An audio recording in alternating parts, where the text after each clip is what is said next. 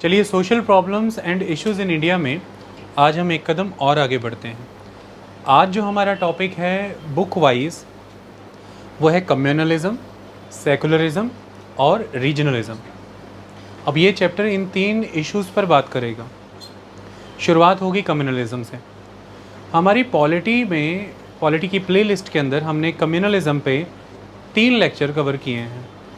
Constitution के सभी provisions, communalism का एक आज़ादी के संघर्ष के दौरान इतिहास, मौजूदा भारत में कम्युनलिज्म से जुड़े इवेंट और किस तरह से कम्युनलिज्म अलग अलग कम्युनिटी में काम करता है, इन सब पहलुओं पर बात हमने कर दी। एक्चुअली में ये टॉपिक सब्जेक्ट मैटर सोसाइटी का रहता है और आज इनसे हम सोशल प्रॉब्लम में जब डिस्कस करेंगे, इसके बहुत सारे अलग डायमेंशंस पर भी बात होगी। तो आप समझ पाएंगे कि कम्युनलिज्म किस किस टाइप का होता है, कितने प्रकार का होता है, किन किन कारणों से पैदा हो सकता है। तो सब्जेक्ट मैटर वेरी करते हुए उससे आगे चला जाएगा, उससे बड़ा हो जाएगा। कॉन्स्टिट्यूशन के बहुत ज़्यादा प्रोविजंस की इसमें आज बात नहीं होगी। आज आए अब इससे जुड़े लेक्चरों में, इतनी बात समझ आई। हम इससे जुड़े सामाजिक पहलुओं पर, सांस्कृतिक पहलुओं पर ज़्यादा बात करेंगे। ठीक है? कुछ ब्लड तो नहीं बाहर आने वाला? तो ठीक है, चलो स्टार्ट करते हैं। कम्युनलिज्म, पहले इस शब्द को समझें। कम्युनलिज्म शब्द ऐसा लगता है जैसे कम्युनिटी से आया होगा। इसके बेस में एक वर्ड है, दैट इज कम्युनिटी।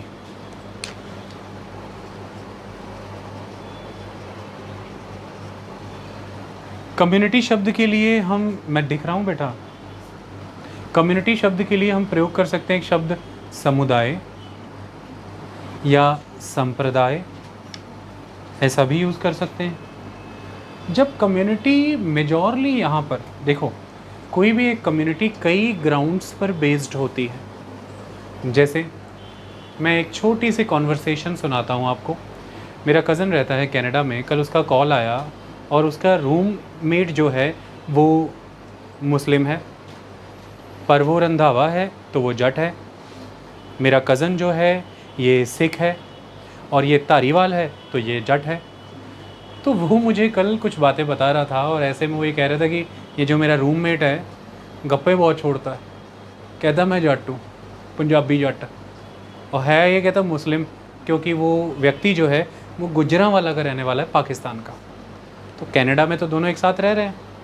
तो मैंने उसे समझाया, मैं कि एक्चुअली तू मिस्टेक कर रहा है और वो समझा नहीं पा रहा। कहता कैसे? मैं क्या, ध्यान से सुन। अब भाषाई आधार पर, लैंग्वेज के आधार पर तू और वो दोनों पंजाबी हैं। वो पाकिस्तान के पंजाब से है, तू इंडिया के पंजाब से है। ये लैंग्वेज के बेस पर टर्म आती है पंजाबी। लेकिन हम जिस पंजाब की बात करते हैं, इस पंजाब में, इंडिया में, तो 56% के अराउंड ही सिख हैं, बाकी 44% के अराउंड तो नॉन सिख हैं। तो इसका मतलब पंजाब में रहने वाला हर पंजाबी सिख तो नहीं है, पर पंजाब में रहने वाला प्रत्येक व्यक्ति पंजाबी बोल रहा है, वो पंजाबी है। आई बात समझ में? तो मैंने उसे समझाया कि अब कहानी ये है कि तू और वो, तुम दोनों में एक चीज़ कॉमन है, वो लैंग्वेज है, दैट इज़ पंजाबी। लेकिन धर्म के नाम पर वो इस्लाम की पालना करता है, तुम सिखिज़म की पालना करते हो। तो तुम सिख पंजाबी हो, वो मुस्लिम पंजाबी है। अब इससे आगे निकले तो तुम्हारी एक आइडेंटिटी और है, दैट इज़ योर कास्ट। और कास्ट उसकी और तुम्हारी यहाँ पर भी कॉमन है कि वो भी जट है, तुम भी जट हो।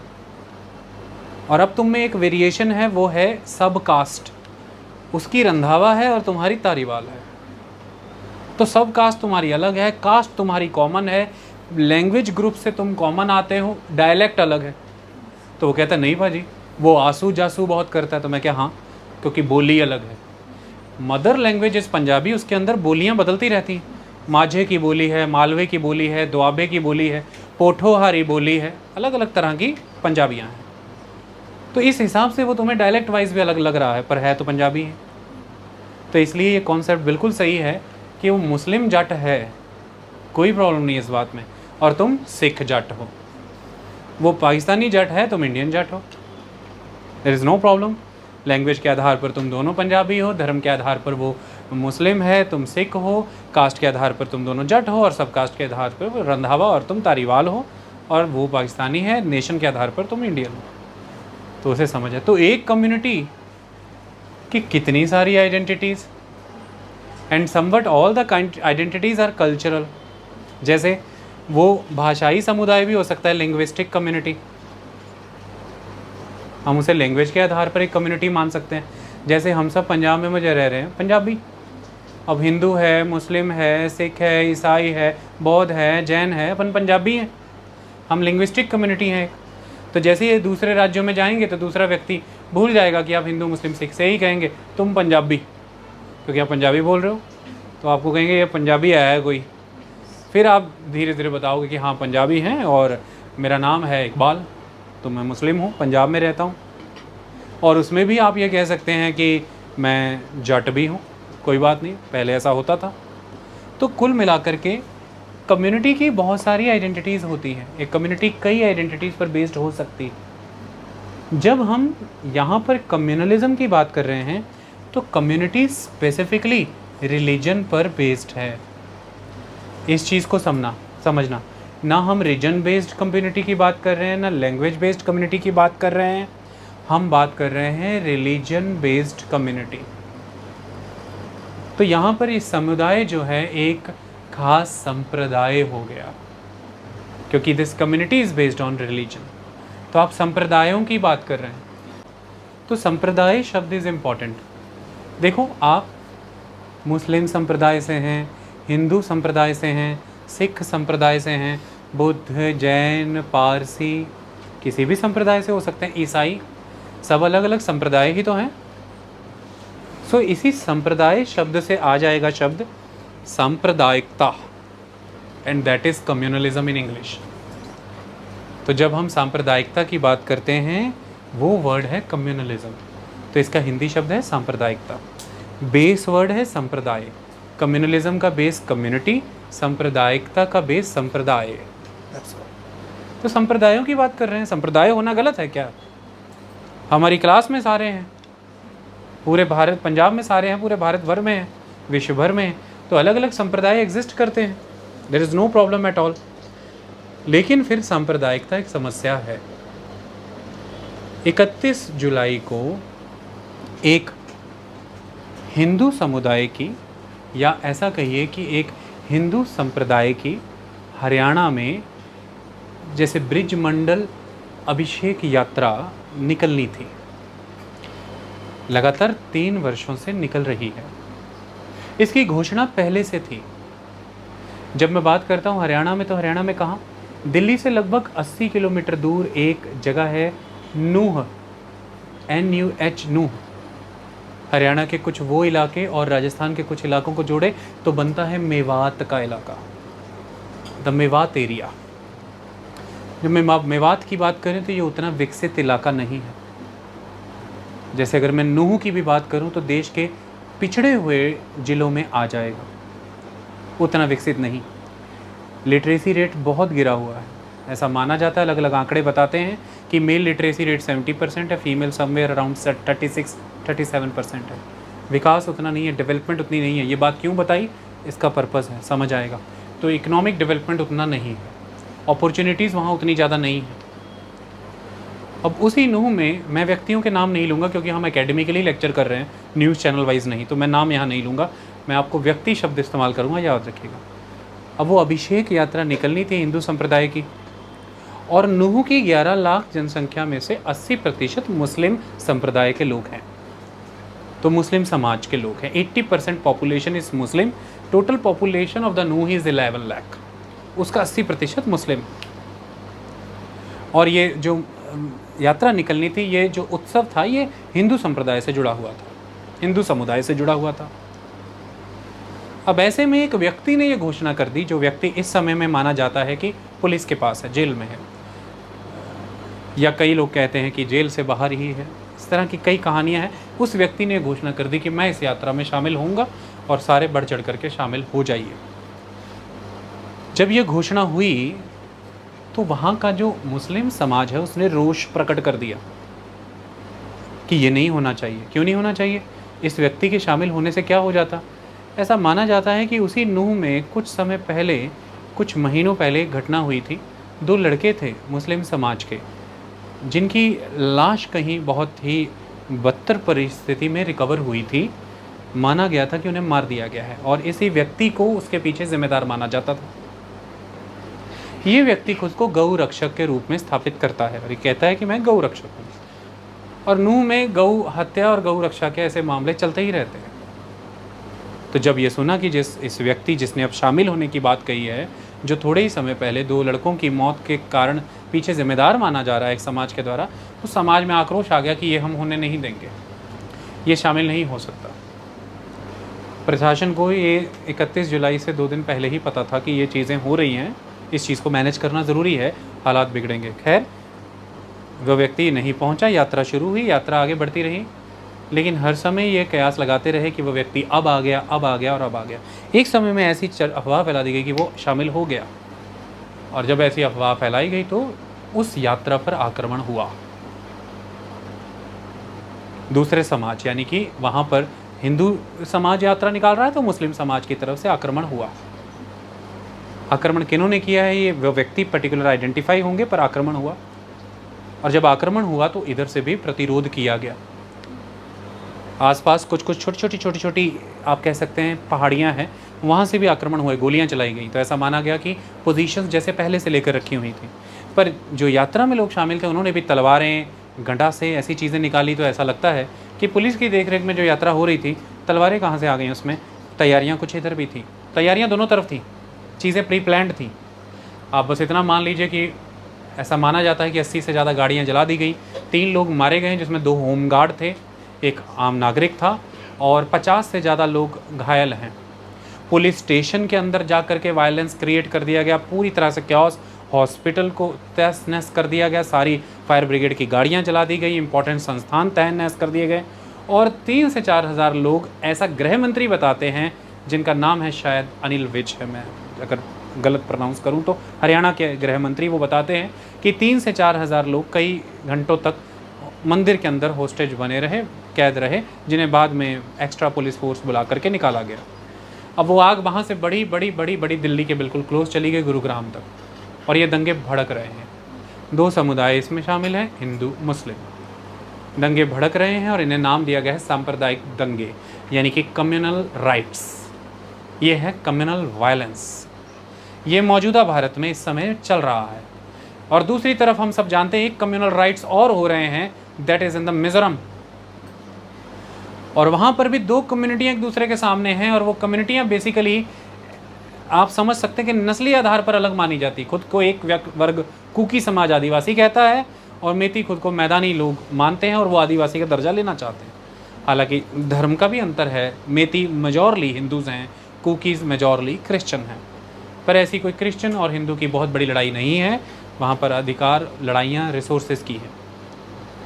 पर देश में इस समय ये 2 बड़ी घटनाएं एक साथ चल रही हैं, एक दिल्ली के बहुत समीप, एक दिल्ली से बहुत दूर, एक इंडिया के बिल्कुल फ्रंटियर पर और एक इंडिया के केंद्र में, और दोनों ही में बड़ा नुकसान हुआ है। भारत ही में ऐसी चीज़ें क्यों होती हैं, इसको समझिए। देखिए, भारत विविध समुदाय संप्रदाय, यानी कि डाइवर्स कम्युनिटीज़ कल्चर्स का लैंड है। It's a country of diverse religious, diverse cultural group, diverse languages, region, there many identities are there in India. आप उन सबको चेरिश करते हैं, एंजॉय करते हैं। तो ऐसा माना जाता है, स्कॉलर्स ऐसा मानते हैं कि जिस भी किसी राष्ट्र में, जिस भी किसी सोसाइटी में डिफरेंट कम्युनिटीज़ एग्जिस्ट करती हैं, तो अल्टीमेटली वहाँ पर इस तरह की फ्रिक्शंस, इस तरह की रिफ्ट और वायलेंस हो जाते हैं। होने नहीं चाहिए पर होते हैं। कैसे होते हैं, कौन कराता है, ये जानना ज़रूरी है, उसके पीछे के कारण समझो। अब हम सांप्रदायिकता को, यानी कि कम्युनलिज्म को समझें तो आपको इसका जादू समझ आएगा कि ये कैसे होती है। देखिए, हिंदू मुस्लिम नेचुरली एक दूसरे का ओपोनेंट नहीं हो सकता। हिंदू सिख नहीं हो सकता, सिख मुस्लिम नहीं हो सकता। नेचुरली ये कोएग्जिस्ट ही करते हैं, वो भी पीसफुली, म्यूचुअली, और एक दूसरे के साथ कोऑपरेट करते हुए कोएग्जिस्ट करते हैं। फिर ये एनिमोसिटी कैसे जन्म लेती है? क्योंकि जन्म लेता है कम्युनलिज्म। कम्युनिटी से कम्युनलिज्म की यात्रा बहुत ज़बरदस्त है, वही यहाँ पे समझ आ जाएगी। तो बुक कहती है कि कम्युनलिज्म, देखिए बिल्कुल हल्की लाइनों से वो डीप थ्योरी तक चली जाएगी। हल्की सी लाइन ये है कि it is a blind, communalism क्या है, is a blind loyalty to one's own religious group, अपने धार्मिक संप्रदाय या समुदाय के प्रति पूर्ण रूप से अंधभक्ति, ब्लाइंड लॉयल्टी पूरी तरह से, और कुछ सुनना नहीं चाहते और कुछ देखना नहीं चाहते और कुछ समझना नहीं चाहते। मतलब जब ब्लाइंड लॉयल्टी की बात करते हैं तो आप बात करते हैं कि जो कॉम्प्रोमाइज़ हुई है वो है रैशनैलिटी। किसी भी चीज़ में जब आप ब्लाइंडली उसे फॉलो करें, कोई रिचुअल, कोई प्रैक्टिस, कोई भी फॉर्मेट, तो रैशनैलिटी कॉम्प्रोमाइज़ हो जाती है, रीजनिंग कॉम्प्रोमाइज़ हो जाती है। और जब रैशनैलिटी रीजनिंग कॉम्प्रोमाइज़ होती है, मेरिट्स डीमेरिट्स कॉम्प्रोमाइज़ होते हैं, उस पर बात नहीं होती है, सिंपल कमांड्स फॉलो की जाती हैं। और यही यहाँ पे कहा गया है कि it is a blind loyalty to one's own religious group. आगे इट इज़ अ टूल, तो ये एक टूल है for what? So communalism is a tool to mobilise people for और अगेंस्ट, किसी के समर्थन में लोगों को मोबिलाइज करना, किसी के विरुद्ध लोगों को मोबिलाइज करने का एक टूल है कम्युनलिज्म। आप सांप्रदायिकता का उपयोग करिए, या तो इस क्लास में सारे बैठे बच्चों को किसी के हक में चला दीजिए या किसी के विरुद्ध में चला दीजिए, ये इस तरह का एक टूल है कि मैं इसे यूज़ कर सकता हूँ कम्युनल सेंटिमेंट को।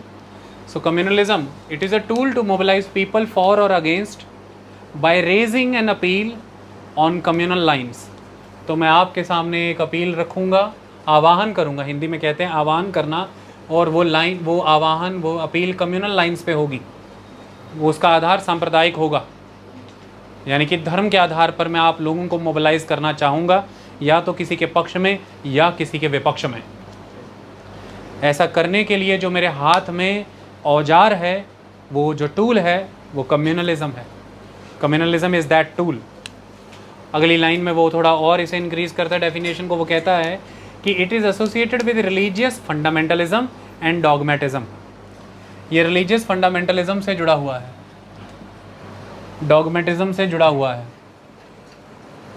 देखिए, डॉगमेटिज्म, जब आप किसी भी कॉन्सेप्ट को, किसी भी रिचुअल को, किसी भी प्रैक्टिस को, किसी विचार को बिना उसकी रैशनैलिटी, बिना उसकी रीजनेबिलिटी को जाने समझे, बिना उसकी रेलेवेंस को जाने समझे सिर्फ पालन करते जाते हैं, वो डॉगमेटिज्म की निशानी है।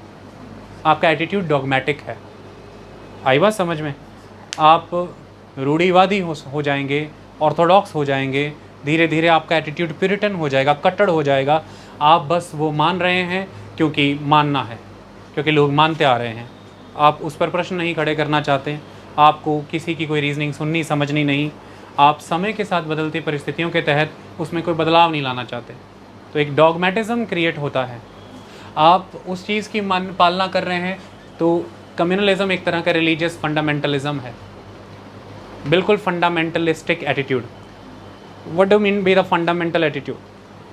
देखो, जब हम फंडामेंटल एटीट्यूड की बात करते हैं तो यहाँ पर एक बात समझो, जब हम रिलीजन की बात करते हैं तो रिलीजन एक इंस्टीट्यूशन है, this is a kind of institution. Religion से जुड़े होते हैं बहुत सारे places of worship, there are many places of worship. तो वो भी रिलीजन को एज एन इंस्टीट्यूशन स्ट्रेंथन करते हैं, तो इसलिए प्लेसेस ऑफ वर्शिप भी इंस्टीट्यूशंस होते हैं, जैसे मंदिर, गुरुद्वारे, मस्जिद, ये सारी जगह हैं। इससे जुड़े, ये इंस्टीट्यूशन की तरह नर्चर हो, इसलिए इससे जुड़े होते हैं रिलीजियस स्क्रिप्चर्स, बहुत सारे ग्रंथ इससे जुड़े होते हैं। इस रिलीजन को इंस्टीट्यूशन के रूप में खड़ा करना है तो रिलीजन से जुड़े होते हैं बहुत सारे रिलीजियस लीडर्स, जैसे बहुत से रिलीजन में बहुत सारे प्रॉफिट्स होते हैं, पैगंबर होते हैं, अलग अलग धर्मों में होते हैं, बहुत सारे धार्मिक बड़े व्यक्ति होते हैं कद के, द लीडर्स।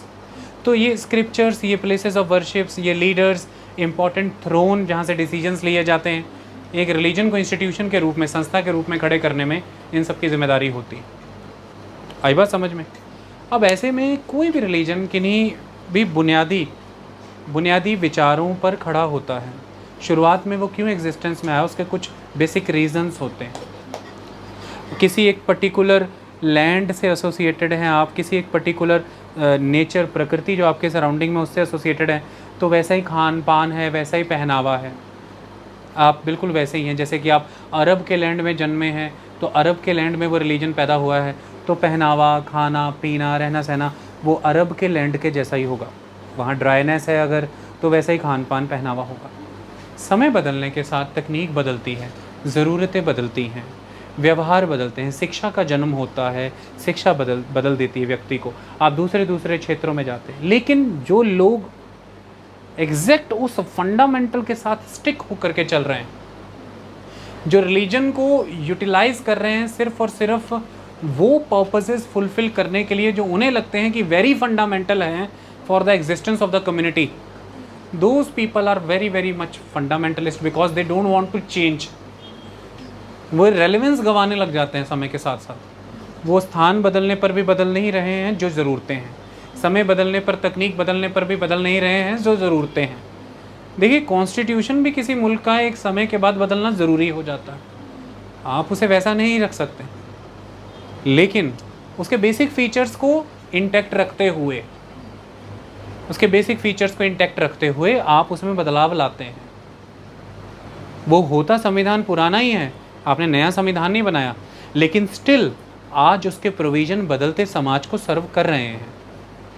अब जो उसी संविधान पर अडिग हो जाएं, जो ये कहें कि उस संविधान में एज इट इज़ जैसे प्रोविज़न दिए हैं वैसे ही प्रोविज़न हो, महिलाओं के लिए पहले अगर शिक्षाओं का कोई अधिकार प्रावधान नहीं था तो आगे मत दिया जाए, कोई मैटरनिटी लीव के प्रावधान नहीं थे तो आगे मत दिया जाए, महिलाओं को बराबर काम बराबर आमदनी के कोई प्रावधान पहले नहीं थे तो आगे मत दिए जाएं, महिलाओं को पहले वोटिंग राइट नहीं था तो अब ना दिए जाएं।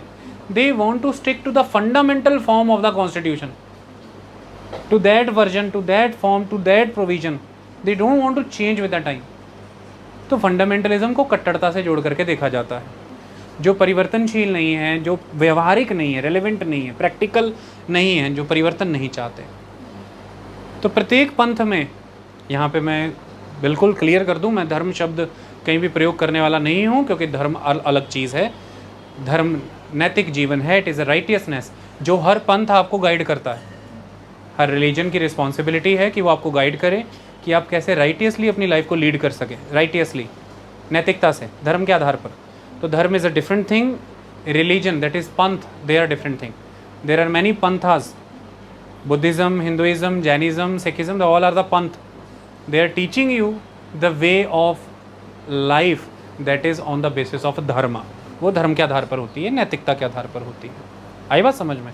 तो ऐसे में अगर आप कम्युनलिज्म की बात करें तो it is a kind of religious fundamentalism, ये उससे जुड़ा हुआ है। हमारी जब ज़मीन बदलती है, हमारा जब क्षेत्र बदलता है, हम नई संस्कृतियों के संपर्क में आते हैं। उन संस्कृतियों के साथ घुलना मिलना, उनके साथ विकसित होना, इकट्ठे विकसित करना, जो इसके मार्ग में अवरुद्ध पैदा करे, जो इस पाथ पे ऑब्स्ट्रक्शंस क्रिएट करे, वो कहीं ना कहीं फंडामेंटलिस्ट है। वो मिलन को समर्थन नहीं देता। उस मिलन की वजह से आप में जो बदलाव आएंगे वो उसे समर्थन नहीं देता। तो वो दो कल्चरल ग्रुप्स को मिलने क्यों नहीं देता? क्योंकि उसे डर है इस बात का कि फिर कुछ तुम मुझसे लोगे और कुछ तुम उसको दोगे, तो देयर विल बी एक्सचेंजेस, और उन एक्सचेंजेस की वजह से तुम्हारे खान पीन, रहन सहन में कुछ बदलाव आएंगे जो उसे एक्सेप्टेबल नहीं है, क्योंकि वो ये मानता है कि इस तरह से तो एक दिन तुम बदल ही जाओगे, फिर हमारी कम्युनिटी की तो आइडेंटिटी ख़त्म हो जाएगी। तो वो आपको कहता है कि बैक टू द फंडामेंटल्स आओ, बिल्कुल वैसे जीवन बिताना है जैसा कहा गया है, बिल्कुल वो खाना है जो बोला गया है, बिल्कुल वैसे विचार रखने, वही पहनावा रखना जो कहा गया है। जगह बदली है, काम धाम बदले हैं, पढ़ाई बदली है, पर पहनावा वही पहनो। That person is a fundamentalist person. आई बात समझ में? बदलावों को उतना स्वीकार नहीं कर रहे। तो इस तरह से ये वर्ड फंडामेंटलिज्म यहाँ जोड़ा जाता है। तो इसे समझ लिए धार्मिक कट्टरता। तो communalism it is associated with religious fundamentalism and dogmatism. समझ आ रही बात? अब पहले मैं यहाँ तक एक पढ़ दूँ, फिर उसके बाद मैं इस आइडियोलॉजी के तीनों पक्षों को समझाऊंगा। तो what is communalism? It is blind loyal concept अभी करेंगे हम, मीनिंग समझ रहे हैं? Okay, please try to understand the difference between meaning and the concept. Right now I am giving you the meaning simply, in the upcoming part, अभी आगे बढ़ेंगे जब लेक्चर में, तो I will give you the whole concept. So it is a blind loyalty to one's own religious group. It is a tool to mobilize people for or against by raising an appeal on communal lines. It is associated with religious fundamentalism and dogmatism. ये सब चीज़ें सांप्रदायिकता की ओर इशारा करती है। अब it is an ideology, तो ये एक विचारधारा है। सांप्रदायिकता तो आप कई बारी बहस सुनेंगे संसद में या अखबारों में, तो तो किसी व्यक्ति को कहा जाता है कि आपकी विचारधारा ही सांप्रदायिकता पर आधारित है, आप सांप्रदायिक विचारधारा के व्यक्ति हैं, आपकी आइडियोलॉजी कम्युनल है, आप कम्युनलिज्म को प्रमोट कर रहे हैं। तो फिर ये जिस विचारधारा की बात हो रही है क्या है? तो कम्युनलिज्म अपने आप में एक विचारधारा है। It is an ideology. किस पर खड़ी है? 3 एलिमेंट्स पर खड़ी है। आओ उन 3 एलिमेंट्स को समझें। द एलिमेंट नंबर 1, तो कम्युनलिस्ट सोसाइटी में, कम्युनलिस्ट पर्सन और कम्युनलिस्ट ग्रुप में ये 3 एलिमेंट्स आपको दिखेंगे, नज़र आएंगे। किसी भी सब्जेक्ट मैटर के तहत आप कम्युनलिज्म पढ़ रहे हैं, ये 3 एलिमेंट्स इसका बेसिस रहेंगे, हर बार आपको पढ़ाए जाएंगे। Element number 1, a belief that people who follow the same religion have common secular interest, that is they have the same political, economic and social interest. A very unique thing, यही communalism में contribute करती है। तो जो communalism नाम की विचारधारा है उसका पहला बिंदु है, पहला पक्ष है, वो ये कहते हैं कि कम्युनलिस्ट ये विचारधारा रखता है, कम्युनलिज्म में ये विचारधारा होती है कि सेम रिलीजन को बिलोंग करने वाले जितने भी लोग हैं, जैसे कि सपोज़ कीजिए हम यहाँ पर एक रिलीजन ए की बात करते हैं, इस रिलीजन ए को बिलोंग करने वाले ये सारे लोग हैं, all the members of that religion ए। तो पॉइंट 1 कहता है कि रिलीजन ए यानी किसी एक रिलीजन को बिलोंग करने वाले सारे लोगों के जो सेकुलर इंटरेस्ट हैं वो कॉमन होंगे, यानी कि इस पर्सन का सबका इकोनॉमिक, पॉलिटिकल और social interest are common. Why? Because ये एक ही धर्म, एक ही पंथ से आते हैं। अब के बाद लेक्चर में धर्म शब्द यूज़ करूँगा आपकी आसानी के लिए, ताकि आप आसानी से बात समझ पाएँ। पंथ वर्ड कम यूज़ करूँगा, ओके।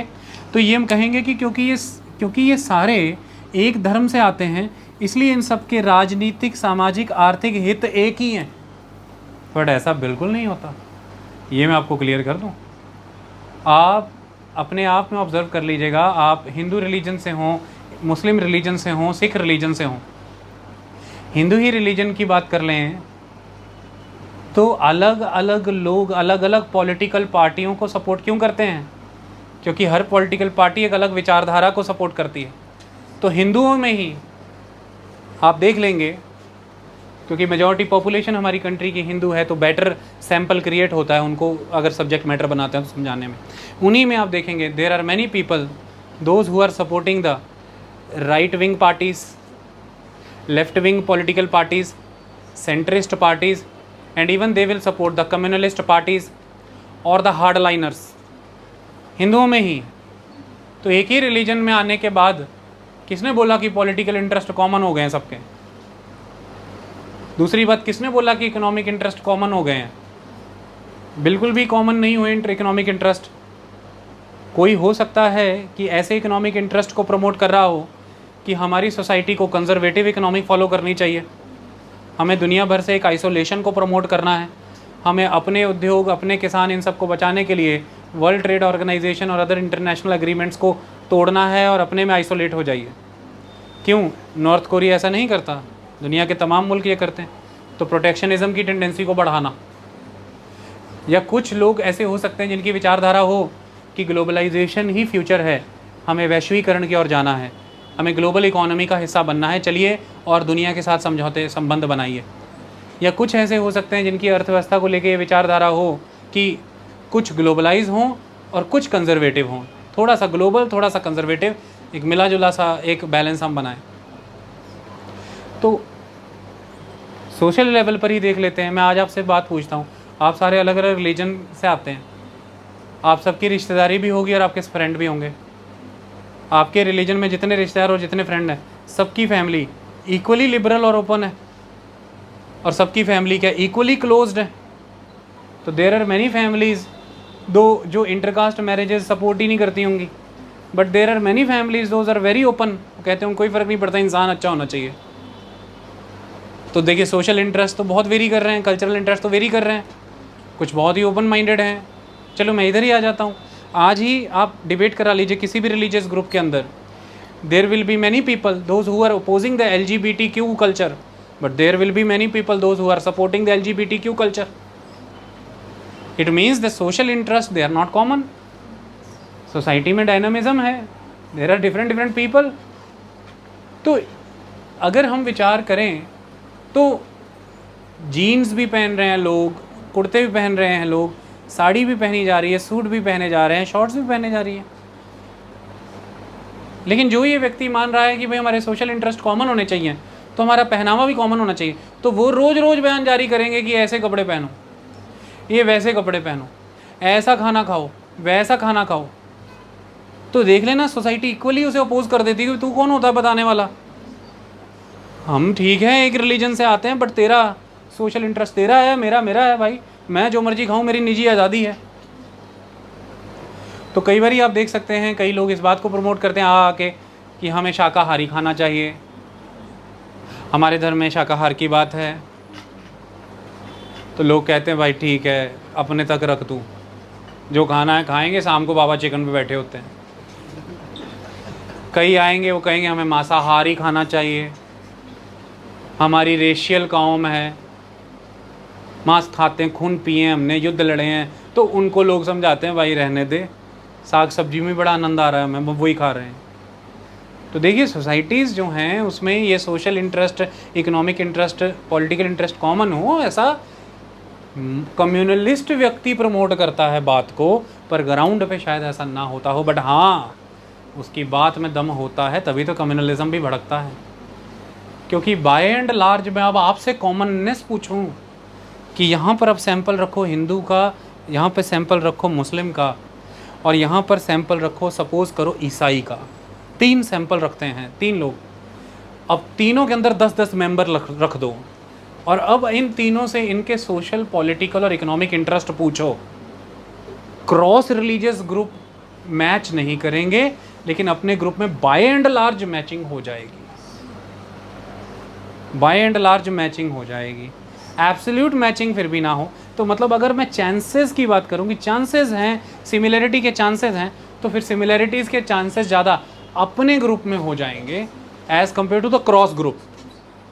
तो ईसाई ग्रुप के अंदर जो लोग होंगे 10, उनका सर्वे सोशल, इकोनॉमिक, पॉलिटिकल इंटरेस्ट पता कर लेना, वो हिंदू और इस्लाम ग्रुप से मिलने की बजाय ज़्यादा अपने ग्रुप में 10 लोग एक दूसरे के साथ इंटरेस्ट मैच बताते होंगे, सिमिलर इंटरेस्ट कोट करते होंगे। यहाँ से कम्युनलिस्ट लोगों को फिर ये अपॉर्चुनिटी मिलती है कि चिंगारी तो है, सुलगा के आग बनाना है तो वो बना देंगे। लेकिन आप ये कहें कि बिल्कुल चिंगारी ही नहीं होती है, चिंगारी होती है। फिर बड़ी मेहनत करके संविधान, उसके प्रोविज़न, भगत सिंह, सुभाष चंद्र बोस, जवाहरलाल नेहरू और महात्मा गांधी और एक से एक व्यक्ति, वल्लभ भाई पटेल, तमाम लोग, तमाम धार्मिक गुरु अपना जीवन खपाते आए इस चिंगारी को बुझाने के लिए और कम्युनल हार्मोनी वाली एक सोसाइटी बनाने के लिए। चिंगारी ना होती तो इन्हें इतना जोर है लगाना पड़ता, गांधी बलि ऐसे ही चढ़ गई बिना चिंगारी के ही। भगत सिंह ऐसे ही कहते रह गए कि धर्म जात पात पर लड़ने वाले लोग, अगर ये धर्म है तो मैं फिर अथीस्ट हूँ, ऐਵੇਂ कह गए। वो कारण तो था, तो चिंगारी तो थी। तो अब देखो चिंगारी कॉमन है, 2 लोग हैं, एक चिंगारी जल रही है, इधर से आए भगत सिंह ने चिंगारी देखी, इधर से कम्युनलिस्ट ने देखी। जिसका दाव चल गया, चिंगारी आग बनी या बुझी, ये उस पर डिपेंड करेगा। एक ने चिंगारी को आग बना दिया पेट्रोल डाल के, दूसरे ने चिंगारी को पानी डाल के बुझा दिया। पर एक बात याद रखना, चिंगारी रहती है। देयर आर डिफरेंसेस, अंतर तो है, एक रिलीजियस कम्युनिटी से दूसरी रिलीजियस कम्युनिटी का अंतर तो है, क्योंकि दोनों डिफरेंट कल्चरल ग्रुप हैं लगभग। तो खान पान, पहनावे, रहन सहन, राजनीतिक विचार, क्योंकि देखिए ना, एक जो सोसाइटी है, जैसे कि एक इंडिविजुअल है वो फैमिली बनाता है, फैमिली से कम्युनिटी बनती, कम्युनिटी से सोसाइटी बनती। अब ये धर्म के आधार पर मान लो एक कम्युनिटी आपस में जुड़े हैं, इनकी पॉलिटिक्स, इनकी सोसाइटी, इनकी इकोनॉमी लगभग इसी के आसपास बुनी जाएगी ना। अब बिल्कुल अलग नहीं कर सकते ना। जैसे कि मुस्लिम कंट्रीज़ में, क्योंकि इस्लाम ब्याज हराम मानता है, तो देर इस्लामिक बैंकिंग, ब्याज वाली बैंकिंग हो ही नहीं सकती, इंटरेस्ट वाली। तो देखिए सोसाइटी बिल्कुल वैसे ही, इकोनॉमी वैसे ही नर्चर हो रही है। तो इस बात को समझिए। तो कुल मिलाकर के अलग अलग अब दूसरी तरफ क्रिश्चियनों के अंदर देर आर मेथोडिस्ट, और मेथोडिस्ट किसका हिस्सा है? The Protestants. तो जो प्रोटेस्टेंट क्रिश्चियंस हैं वो क्या बात प्रमोट करते हैं? वो कहते हैं एक्सप्लॉइट द नेचुरल रिसोर्सेज और इस अर्थ को डेवलप करो। It is the mandate given by the God. God ने तुमको मैंडेट दे के भेजा है कि नेचुरल रिसोर्सेज एक्सप्लॉइट करो और अर्थ को हैबिटेबल बनाओ, रहने लायक बनाओ। यही कारण है कि यूरोपियन कॉलोनलिज्म जन्म हुआ और पूरी दुनिया पर उन्होंने राज किया। ब्रिटिशर्स ने इसी रीजन को आधार बनाया ना कि it is the mandate given by the God that we have to civilize the world. तो अगर हम ये कर रहे हैं तो गलत कहाँ है? तो देखो, उनकी कम्युनिटी, उनकी रिलीजियस आइडियोलॉजी ने ही तो उनकी इकोनॉमी में कॉलोनलिज्म को डोमिनेट कर दिया। उन्होंने पूरी दुनिया को कॉलोनी बना लिया। समझिए इस विचार को। फिर बुद्धिज्म एज ए रिलीजन क्या सपोर्ट करता है? कि गौ हत्या नहीं करनी, वायलेंस नहीं करना। तो वही बुद्धिज्म के साथ इतने बड़े पैमाने पर फिर किसान वर्ग जुड़ा, क्योंकि ब्राह्मणिज्म जब यज्ञ में पशु बलि दिलवा रहा था तो उस समय में बुद्धिज्म आया और बुद्धिज्म ने कहा कि पशु बलि नहीं देनी, वायलेंस नहीं करना। तो दो वर्ग देखिए उनके साथ जुड़े, एक व्यापारी, क्योंकि राज्यों में लड़ाई नहीं होती थी तो व्यापार पनपता था, और दूसरे किसान। तो बड़े पैमाने पर बुद्धों को सपोर्ट वैश्यों का मिला है, ब्राह्मण क्षत्रिय वैश्य शूद्र में वैश्यों का। तो नेचुरली फिर जिस तरह का रिलीजन है इकोनॉमी वैसा जन्म ले जाएगी। तो बाय एंड लार्ज इस बात को समझिए कि एक कम्युनिटी अगर रिलीजन द्वारा डोमिनेटेड है, वो रिलीजियस कम्युनिटी है, तो उसके सराउंडिंग में वो इकोनॉमी और पॉलिटी और सोसाइटी को नर्चर करते समय अपने धर्म के पहलुओं को ध्यान में रखेगी। घर बनाने समय डिजाइन में ध्यान रखेगी कि हमारा धर्म कैसे डिजाइन को प्रेफर करता है। ये बात आप नोटिस कर लेना। रंग कराते समय घर में इस बात का ध्यान रखा जाएगा कि कैसे रंगों को प्रेफर किया जाता है। पहनावे, मतलब हर चीज़ में आप इस बात को नोटिस करिएगा। तो ये चीज़ रहती है, but it is a natural thing. ये वैर का, युद्ध का, विरोध का, वैमनस्य का आधार नहीं है। डाइवर्स सोसाइटीज़ हमेशा से ही एग्जिस्ट करती आई हैं, वो चाहे रिलीजन के नाम पर एग्जिस्ट करती हों या नॉन रिलीजियस एग्जिस्टेंस हो। डाइवर्सिटी, विविधता हमेशा रही है। So it is not the pre condition कि उनमें राइवलरी ही होगी। राइवलरी को नर्चर किया जाता है, तो इन डिफरेंसेस को ऐसा डेवलप किया जाता है कि आप उससे भिन्न हैं, आपके इंटरेस्ट उससे जुदा हैं, सदा जुदा ही रहने हैं, और आप उसके इंटरेस्ट का पूरा होना आपके इंटरेस्ट के मरने जैसा है। तो आपके इंटरेस्ट पूरे हों, आपको कोशिश करनी है कि उसके इंटरेस्ट पूरे ना हो, ऐसा प्रमोट किया जाता है। तो पहला पहलू ये सिखा रहा है कि कम्युनलिस्ट ये कहता है, कम्युनलिज्म की आइडियोलॉजी ये कहती है कि एक रिलीजन से बिलोंग करने वाले प्रत्येक व्यक्ति के सेकुलर इंटरेस्ट कॉमन होंगे। मतलब फिर वो रिलीजन्स ग्रुप के लोग जो हैं वो एक दूसरे के साथ भाईचारा बढ़ाएं, वो खुद को एक माने। तो ये कंसोलिडेशन की बात करता है। रे हम सब एक हैं, हमें एक चीज़ के लिए लड़ना है, एक चीज़ के लिए खड़े होना है। जैसे आप एक रिलीजन ए के व्यक्ति हैं और सामने एक रिलीजन बी का व्यक्ति है, अच्छे खासे इकोनॉमिक रिलेशन है, अच्छे खासे पॉलिटिकल रिलेशन है, अच्छे खासे सोशल रिलेशन है, but for the sake of कि आप जिस रिलीजन ग्रुप से बिलोंग कर रहे हैं, अब वहाँ के किसी रिलीजियस लीडर ने फरमान जारी कर दिया है कि हमारी कम्युनिटी के अब उनके साथ व्यापार नहीं होंगे, तो आपको वो व्यापारिक रिश्ता तोड़ना पड़ेगा, राजनीतिक रिश्ता तोड़ना पड़ेगा, सामाजिक रिश्ता तोड़ना पड़ेगा, क्योंकि आपको ये रियलाइज़ कराया जाएगा कि आप अपनी कम्युनिटी से अलग social, economic, political interest nurture कर रहे हैं। इसका मतलब आप अपने धर्म को मानते नहीं, आपको अपने धर्म की पड़ी नहीं, आपको निकाल के बाहर कर देंगे। तो ये चीज़ स्ट्रांगली सोसाइटी में इस्टेब्लिश की जाती है कि किसी भी एक रिलीजियस ग्रुप से बिलोंग करने वाले सभी लोगों के सेकुलर इंटरेस्ट, क्योंकि ये नॉन रिलीजियस है तो इन्हें सेकुलर वर्ड कहते हैं, political interest, economic interest, social interest, they are non religious, that's why they are being called secular. तो ये सारे सेकुलर इंटरेस्ट कॉमन है, जबकि ऑन ग्राउंड हो सकता है ऐसा ना हो। ये पॉइंट 1 था। तो पहले एक जगह पे सबको इकट्ठा किया जाता है, इसे कहते हैं कंसोलिडेशन, जमावड़ा, इधर आओ, इकट्ठे हो जाओ, हम सबके एक ही रुचि है, एक ही इंटरेस्ट है, हम बचे, हमारा धर्म बचेगा, हम बचेंगे तो फिर हमारे पॉलिटिकल, सोशल और इकोनॉमिक इंटरेस्ट बचेंगे। पहला, इस पहले पॉइंट का खेल देखो। दूसरा, अगर हमारी कम्युनिटी के द्वारा प्रमोटेड पॉलिटिकल, सोशल और इकोनॉमिक इंटरेस्ट बचेंगे तो फिर एज ए रिलीजियस ग्रुप हम